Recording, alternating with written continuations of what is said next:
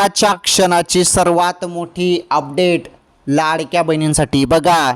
पुढील काही तासात आता लाडक्या बहिणींच्या खात्यात 1500 रुपये जमा होणार आहे. काही